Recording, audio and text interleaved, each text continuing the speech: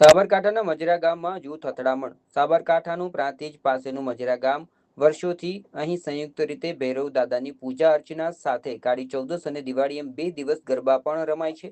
અહીં વર્ષોથી આ પરંપરા ચાલી આવી છે.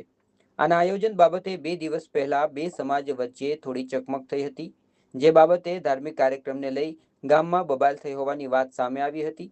પહેલા શાંતિથી વાત ચાલી રહી હતી તે દરમિયાન કેટલાક શખ્સોએ પથ્થરમારો કર્યો અને વાહનોમાં તોડફોડ શરૂ કરી દેતા ગામમાં માહોલ બગડ્યો હતો. 28થી વધુ લોકો ઘાયલ થયા છે અને ઘરોને નુકસાન પહોંચાડ્યું છે. ઘટનાની જાણ થતાની સાથે એસપી, ડીવાયએસપી સહિતના અધિકારીઓ દોડી આવ્યા હતા અને ઈજાગ્રસ્તોને સારવાર માટે હોસ્પિટલે ખસેડાયા હતા. તો ફાયર વિભાગે આગને કાબૂ કરી હતી. સમગ્ર ઘટના પોલીસને ધ્યાને આવતા પોલીસ બંદોબસ્ત ગોઠવી દેવામાં આવ્યો હતો.